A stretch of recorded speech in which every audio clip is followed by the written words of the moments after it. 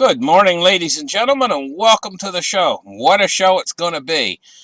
Today is Tuesday, the 24th of August, 2021. Thank you for tuning in. Now, listen, guys, I got a big thing we'll talk about here. And it's got to do with like a bombshell revelation for you guys. It's going to really help you to pinpoint about this deflation and inflation thing. All of they're all out there talking. A lot of them are making a good case and a good argument for deflation, and a lot of them are out there talking and they're making a good argument for inflation. So which is it going to be, deflation or inflation? I'm going to really help you guys to narrow it down today, because I'm going to give you guys a time point, a reference point. Now, my brain's been working on this in the background for quite a while, and last night I had a little bit of a breakthrough. I figured it out, you know. All of these bubbles we got out there right now, they call it the everything bubble. Everything's in a bubble. First thing you have to understand is these bubbles are all on an exponential. They're trending upwards on an exponential. And if they don't continue with their exponential trudge upwards, they pop. That's just the nature of a bubble. And when bubbles pop, they pop an awful lot faster than they build up. They build up to a certain point. It's just like a balloon. You know, it fills with air. It takes quite a little while to fill with air, but when it pops, bang! That's the way with the bubbles. Right now, we are totally dependent upon the Fed to keep these bubbles inflated. Well, it's simple, guys. The Fed's either going to do it, they're going to keep the bubbles inflated, or they're not. At the same time, we've got is it irretractable inflation coming in. I mean, when it becomes permanent, they call it irretractable. I think that's what the term for it. Anyway, when the inflation becomes permanent. Well, I'm here to tell you it's not permanent just yet. And what it reminds me of is when you're going out and lighting on a campfire, you know, and you're going to have a camping, you know. You've all lit on campfires, but lit a campfire before. And when it's first starting, you know, it's first getting kindled, you know, and it's little tiny flame down in there, and you're blowing on it and stuff, trying to get it going. It can go out real easy. But once it gets entrenched and it gets some heat behind it and it starts to crackle and, you know, and really you can hear it going, then it doesn't go out easy. It really gets going, the fire does. It takes a lot to put it out then, especially if you put on a lot of wood. It's roaring, you know, and you can throw a bucket of water on it and it'll still reignite if it's a big fire and it's roaring. Once it really gets firmly entrenched, and this is the way with inflation. We are in the initial stages of inflation right now. Hasn't been going on very long, and it can be crushed, just like a small campfire. So when will it be really roaring and going? If the system doesn't deflate, if we don't get in, these bubbles don't pop. Well, being as things are on an exponential, around January 30th, 4 months. I give it 4 months. So this formula is extremely simple. Okay? If the Fed doesn't cause the bubbles to pop, in other words, they don't become too tight, and they don't cause a deflationary period or a crash in the markets between now and January 31st, 4 months from now, then the inflation is going to become entrenched. And we're not going to have. So we got right now, this is the revelation for you guys, that there's a window here for the crash. A 4-month window, 120 days.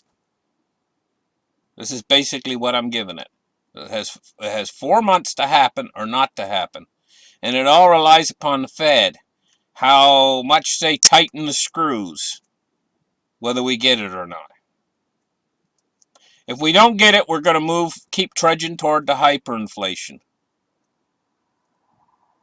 And if we do get it, the crash, it's going to be because the Fed overcooked it and they overdid it. And the window of opportunity for the crash is the next 120 days. Okay, it's just pretty much as simple as that. So we're going to have to wait the next 120 days to see if we get a crash in the markets.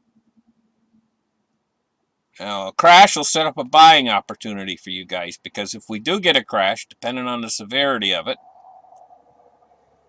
it's going to take things down in price. But the Fed, once we do get a crash, if we do get a crash, the Fed's going to come rushing in with more money. This is the answer for everything. And on the other side of that, it's just going to push us toward the hyperinflation even faster. So the slowest way to get to the hyperinflation is if we don't have a crash. If we don't have a crash, the hyperinflation is going to take longer to get here. It's probably not going to really start to arrive until the end of 2022 and into 2023. But if we get a crash, the hyperinflation is going to come quicker. It's going to come in 2022. Because of the over excess of money they're going to have to print to pull us out of the crash. So we've got a 120-day window. Remember that, guys. Because the bubbles are on an exponential. And if they put enough money out there to keep these bubbles supported until the end of January, well, the inflation will be so firmly entrenched that it'll be all over. So in other words, basically, I guess what I'm saying to you guys is, if the whole thing that the Fed's doing right now is just a bluff with their taper talk and everything, then we are not going to see the crash. But if it's not a bluff, and they're really going to tighten monetary policy, then we're going to see a crash. But it's going to happen in the next window of opportunity, which is the next 120 days. So I've really narrowed it down for you guys a lot. 120 days. This is the window of opportunity for the crash to happen.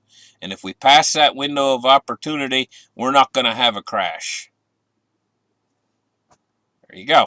Let's get the markets open. Let's start the charts right here and take a look at what's going on out there.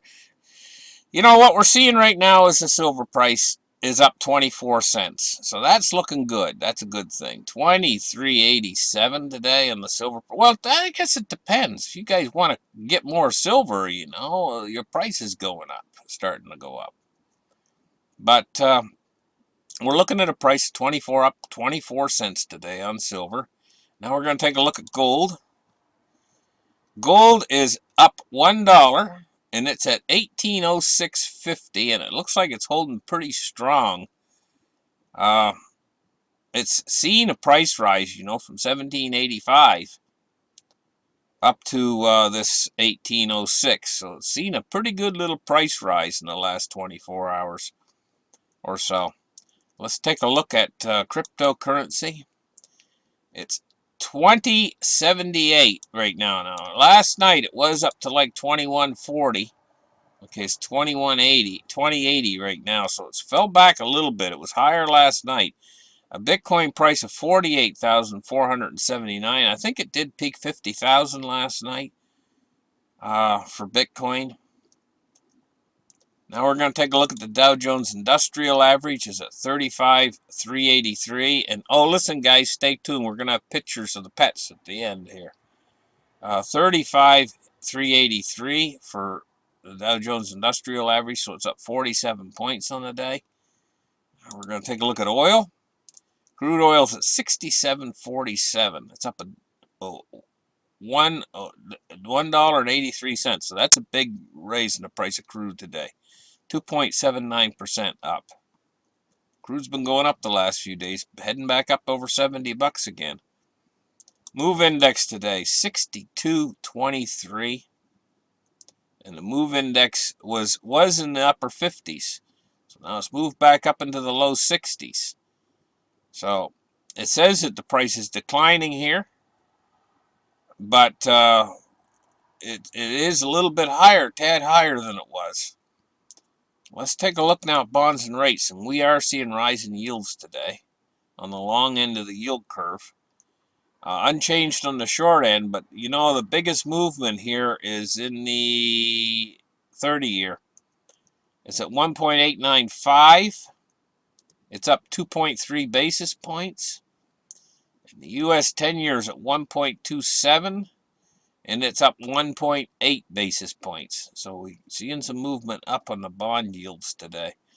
And now we're going to take a look at the dollar index today, which is sitting at 92.94 today. And it's basically been going along sideways today, the dollar. But you have to understand something about the DXY.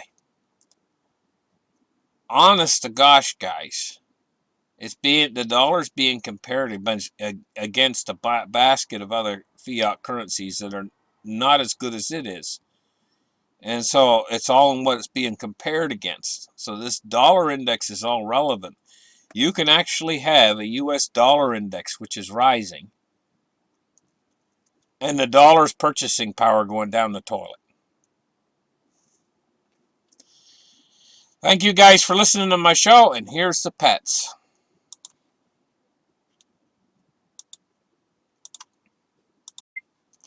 And now the pets, guys. Now the first pet we're going to look at here is Maya and Mojo. Mojo is a sable Pomeranian. And then there's Tika, and Tika's a Pomeranian too. So those are the first three pets that we're going to look at. I think that this Mojo, he's awfully cute. This is Mojo. He's a sable Pomeranian. Okay, now for the next pet we're going to look at is this is Luna and Lily. And here they are. It looks like they might be waiting for something to eat. Okay, and now for the next pet we're going to look at is Luna, and she's bigger now, and her and Lily again, and they're growing up and they're growing strong. This was taken on August 17th. Now we're going to take a look at Apache.